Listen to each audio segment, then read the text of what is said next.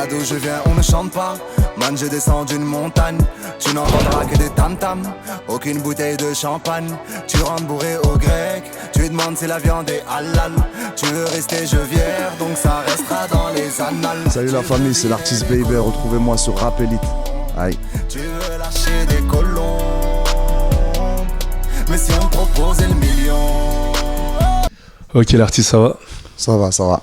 Ça enchaîne la promo là? Ouais, exactement. Ça on prend enchaîne, showcase, interview, tout ça. Tout se passe bien? Ça va très bien, merci. Ok, d'accord. Bah, t'as sorti ton album Phénoméno lundi. Ouais. Ça fait longtemps que tu rappes. Ça fait depuis très longtemps même, on va dire. Ouais, très longtemps. Et comment t'expliques que ton nom soit connu, mais qu'on sache pas vraiment qui t'es, qu'à partir de... Allez quoi, ça fait 1 an, on a mis vraiment un visage sur ce nom. Comment t'expliques ça, toi? Bah, je sais pas, peut-être une mauvaise gestion de ma part, de mon image. Ouais. Mais ouais, j'ai peut-être pas su vraiment imposer une image, on va dire. Parce que la musique était là, mais il fallait peut-être juste mettre une image dessus. Et c'est vrai que j'ai beaucoup galéré, par exemple, à envoyer des clips ou des trucs comme ça durant ma carrière, donc c'est peut-être normal aujourd'hui. C'est quoi, t'avais pas la bonne équipe? T'étais pas bien structuré à l'époque? C'est pas que j'avais pas la bonne équipe, c'est que... Bah non, on avait toujours de très bonnes équipes, c'est juste qu'à chaque fois, on a eu plein de galères. J'ai un chat noir jusque-là, mais là, ça va, là. Tout se passe bien, quoi. Ouais, depuis, tout se passe bien, alhamdoulilah. Ouais, et les singles Déconnecté avec Kena Samet et DJ Hamida, ça a été un peu un... Ouais, bah quelque part, c'est... catalyseur. Ouais, c'est catalyseur, c'est un point de départ, on va dire, quelque part, pour moi, parce que j'étais inconnu du grand public. Ouais. Et puis après, ça m'a permis, on va dire, de travailler plus sereinement, on va dire, pour faire un album et me présenter un peu plus. C'est vrai que je sais pas si c'est toi qui gères ta page Facebook ou pas, mais dans les commentaires, parfois, je voyais que tu disais que ton public ne t'a jamais soutenu. Enfin, tu dénigrais pas le fait que le public ne t'ait pas soutenu, mais tu disais que avant j'avais pas de soutien, donc maintenant, s'il vous plaît, le soutien, les gens qui disent vraiment me soutenir, ça passe par un achat, quoi. Un soutien exactement. financier. C'est vrai qu'on a l'impression que t'as une petite frustration par rapport à ça, parce que c'est pas ton premier album. C'est vrai, mais c'est pas mon premier album. Par exemple, mon premier album, si tu veux, il est sorti chez Hostile, EMI, avec 1 mois et demi de retard. En juillet 2013, il me semble. Ouais, exactement. Il devait sortir en juillet 2013 et il est sorti finalement en septembre 2013. Tu vois. Donc j'ai eu une grosse galère. Bon, pour moi, c'était vraiment un coup dur pour ma carrière parce que tu vois, normalement, ça devait être là le point de départ en vrai, exactement, si tu veux. On avait à peu près tout misé sur ce coup-là, sur ce projet-là. Mais ça s'est pas fait. Et à ce moment-là, en fait, j'avais senti la réalité de la musique. C'est en fait, quand t'as pas d'actualité, bah, tout doucement, le public, il t'oublie. Et bizarrement, en fait, le succès d'Estime, il est arrivé quand même avec cet album-là. On m'a appelé, je suis allé partout en France, partout en Belgique, en Suisse. J'ai fait des showcases au Maghreb.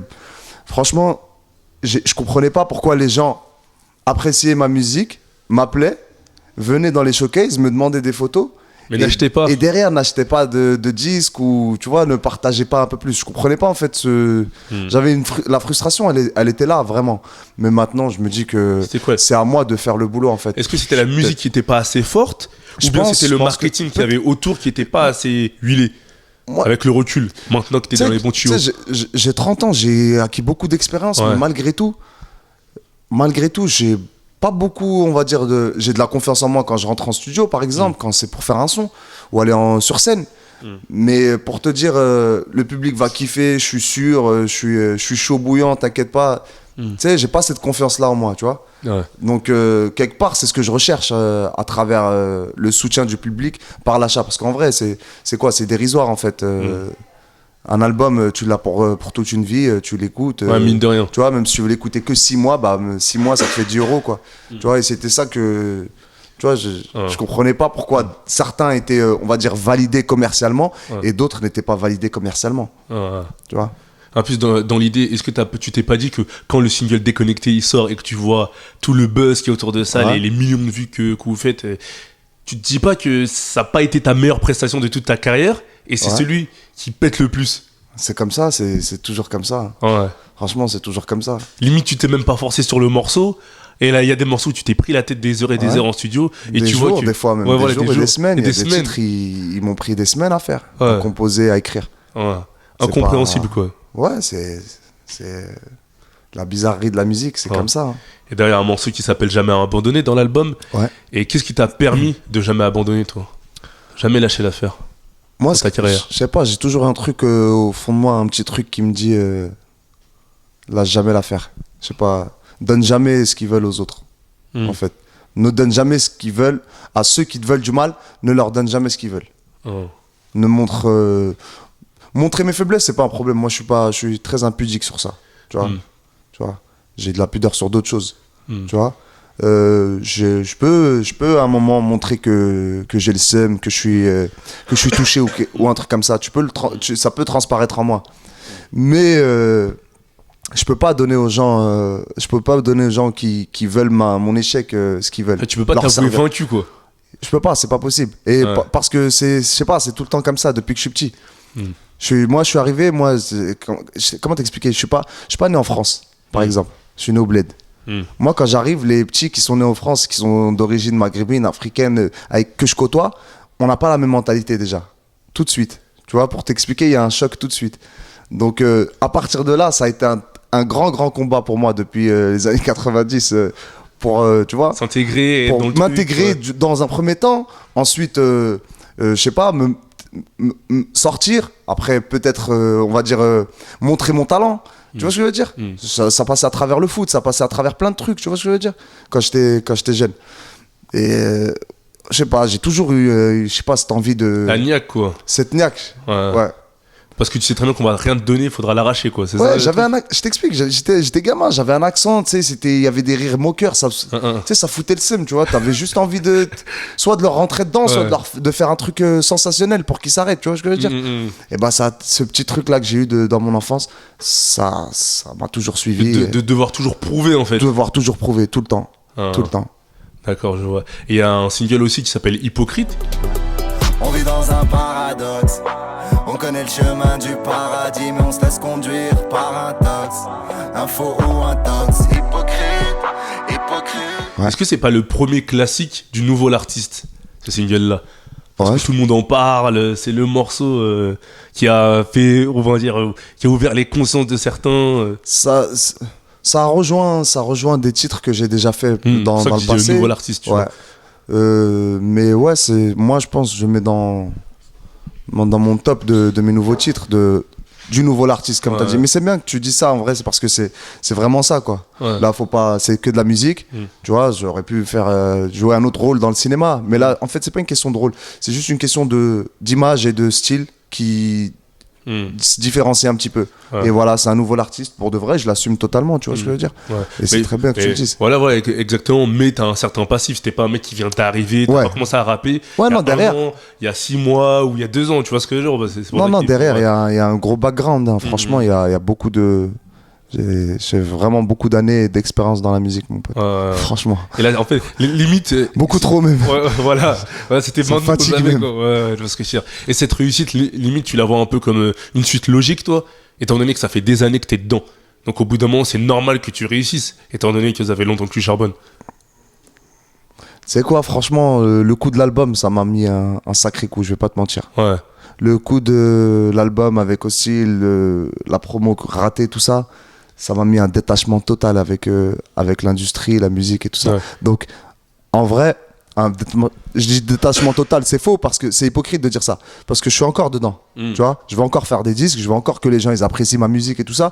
Mais j'ai plus les mêmes trucs qu'avant, tu vois ce que je veux dire. Avant, t'étais un peu rêveur, c'est ça. Maintenant, t'es terre à terre. Maintenant, je suis très terre à terre. Je me dis qu'il y a un business et il y a une réalité. Des fois, tu vois, faut suivre les règles des fois, tu vois ce que je veux dire. Et je les suis, mais pour l'instant, ça va. Je cours plus après tout ça. En fait, quand tu bossais avec EMI à l'époque, etc., il y avait une certaine naïveté, en fait. Tu venais d'arriver, exactement. Dans les yeux, c'est ça. Ouais, exactement. Et puis moi, je suis quelqu'un de très, très gentil, vraiment. Ouais. Si tu veux la vérité, je suis... ceux qui me connaissent te le diront, tu vois. Je déconne beaucoup, je suis quelqu'un de très sympa, on va pas dire sensible, mais tu vois ce que je veux dire. Il y a des gens comme ça, t'as vu. Moi, je suis pas là à montrer que je suis un fou, que je suis froid ou je sais pas quoi. Je suis terre à terre, certes, t'as vu. Mais Je sais pas, je montre toujours, je sais pas, Le bon côté, quoi, cool. Ouais, je sais pas, j'essaie d'être entier à chaque fois, tu vois. D'accord. Et dans le morceau Hypocrite, tu dis on vit dans un paradoxe, on connaît le chemin du paradis, mais on se laisse conduire par un tox. Est-ce que tu as trouvé la réponse à cette question? Pourquoi on fait ça? Pourquoi on est tout plein de contradictions? Au final, t'as trouvé On a tous je vois ça comme un tox en nous, tu vois. Comme s'il y avait un toxico en nous qui nous disait, ouais, continue à faire cette connerie, continue à aller dans ce chemin-là, ça c'est bien, reste là, c'est bien, tu vois ce que je veux dire? Continue à fumer le bédo, continue à te saouler la gueule tous les soirs, tu vois, alors que même si, bon, boire c'est pas bien du tout, carrément, si tu veux la vérité. Et si tu veux boire un petit peu, tu vois, de temps en temps, mais pas tout le temps. Nous, on fait les choses à outrance, on fait plein de trucs, tu vois. Quand on fume beaucoup, c'est la violence, c'est de la violence inouïe, quand c'est... Tu vois ce que je veux dire? On fait tout à l'extrême, donc au bout d'un moment, ce petit truc-là, ce petit tox qui nous parle à l'intérieur de nous, là, qui dégage un petit peu, tu vois. Parce qu'on connaît le chemin. On sait ce qu'il faut faire pour rendre fiers les parents, pour être des bons garçons, des bonnes filles, tu vois, des bons maris, des bons frères, tu vois ce que je veux dire? Et c'est plus facile pour l'être humain, selon toi, de céder à la facilité et aux excès? Bien sûr. Bien sûr, c'est toujours plus facile, je le répéterai toujours, de dire je t'emmerde que je t'aime. Ouais, c'est... Et ce morceau-là, quand tu l'écris, c'est quoi? C'est un peu quoi la situation? C'est quoi le contexte? La situation, c'est que je suis là, j'ai plein de titres, plein de messages à vouloir faire passer aux gens. Ouais. J'ai plein de titres conscients que j'ai envie de faire passer aux gens. Mais je sais pertinemment et plus du tout naïvement que ça risque de passer, mais pas comme... Tu vois, pas au plus large, pas comme on le voudrait nous, tu vois ce que je veux dire, nous les artistes. Donc quelquefois, on se retrouve, on est amené à faire des titres, on va dire, plus fun, plus légers. On va en parler. Ouais. Et il y a des gens, ils sont timides. Ouais. Comme moi, par exemple. Moi, je suis un mec timide. Pour faire un titre, on va dire, osé, faut que je me mette dans un certain état. Tu vois ce que je veux dire? Osé, donc, je me trouve. De quoi? Je sais pas, oser parler de meufs, tu vois ce que je veux dire? C'est des trucs, comme je t'ai dit, j'ai une certaine pudeur sur certaines choses et d'autres non. Et pour casser cette pudeur, des fois, il faut une bouteille d'alcool ou un truc comme ça. Donc, quelque part, là, je sors de mon devoir à moi. Je suis croyant. Donc, c'est là où je fais l'hypocrite. Tu vois, c'est à ce moment-là. En même temps, t'as vu, si tu veux la vérité, moi, je suis musulman et dans l'islam, la musique, c'est interdit, que ce soit conscient ou du olé olé. Peu importe. C'est interdit, tout court. Tu vois ce que je veux dire? Donc j'ai ce combat-là à moi à faire en moi-même. Et quand tu reçois derrière des commentaires, des petites phrases, ouais, haram, la musique, tu sais, c'est... Ouais. On l'a ça tous les jours, tu vois. Bien sûr que ça pique. Bien sûr que ça pique. Ouais, mais c'est pas eux qu'on va réveiller dans la tombe, frère. Tu vois ce que je veux dire? C'est quand moi les gens vont jouer mes sons, c'est moi qu'on va venir réveiller, c'est pas eux. Tu vois ce que je veux dire? Moi, je fais de la musique, j'ai ce conflit-là en moi, tu vois ce que je veux dire? Mais je fais quand même, tu vois ce que je veux dire? Je fais quand même parce que la musique, c'est comme la cigarette, je répète toujours. Une fois qu'on est dedans, c'est impossible de s'en défaire. C'est super compliqué de s'en défaire, tu vois? En plus, c'est-à-dire donc l'hypocrisie, elle est là, en fait. Cette hypocrisie, parfois, te permet d'accoucher sur des bons titres parce que ça te permet d'être un peu plus naturel. Exactement, un peu plus, tu vois? Ouais. Parce que comme je t'ai dit, j'ai une double culture, moi. Tu vois?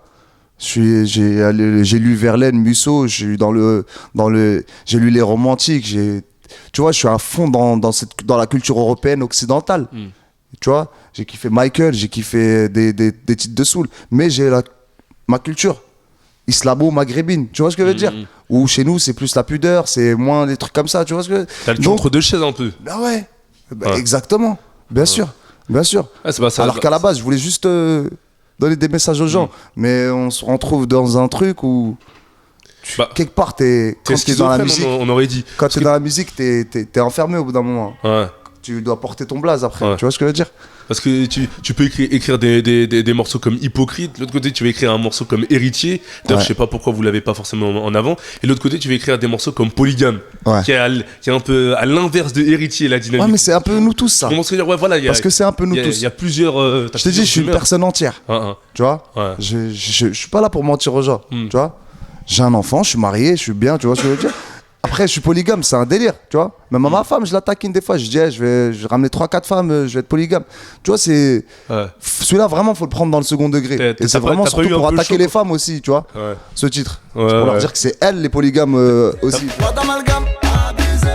Polygame, j'ai la fusée. Fatigué de chercher la bombe, ce que j'ai pas chez l'une, je l'ai chez l'autre. Elle ne veut que le sexe et la somme. Si l'amour est mort, c'est pas de ma faute. Aussi, tu T'as vois, pas eu un peu chaud quand tu l'avais fait écouter ce titre à ta femme? Non. Même non. le clip? Non. Tu lui as montré le clip ou... Non, on a beaucoup de recul. Ah. Mais parce que Rimka, le 113 en général, dans l'ensemble, hein, le groupe, les gars, je les connais depuis très longtemps en tant qu'auditeur à la base. Quand j'étais plus jeune, j'allais dans la loge et tout ça, je me faisais signer le t-shirt, ouais, les tontons lourds, et au bout d'un moment, je fais du rap et je me retrouve avec ces gars-là. Pendant un moment, je sentais vraiment que je pouvais jouer en Ligue 1 et que j'étais en CFA, tu vois ce que je veux dire? Ouais, je vois ce que je veux dire. Tu vois, donc ça m'a juste permis d'aller m'entraîner un peu plus. Mais moi, ça fait un moment que des singles de moi vont dans les bureaux des radios, tu vois ce que je veux dire? Tiens, il y a un nouveau single de l'artiste qui arrive et tout ça. Ça fait des moments que on me le renvoie comme un frisbee. Tu vois ce que je veux dire? Et pourtant, je travaille derrière. Moi, je suis sur les routes. Je suis tous les week-ends sur les routes. Et j'en croise pas beaucoup des gens qui passent à la radio et sur les routes. En 2008, je ramène un morceau autotune à mes potes, je leur fais écouter, ils disent c'est de la grosse merde. Tu vois ce que je veux dire? C'est trop commercial. Laisse tomber tout ça.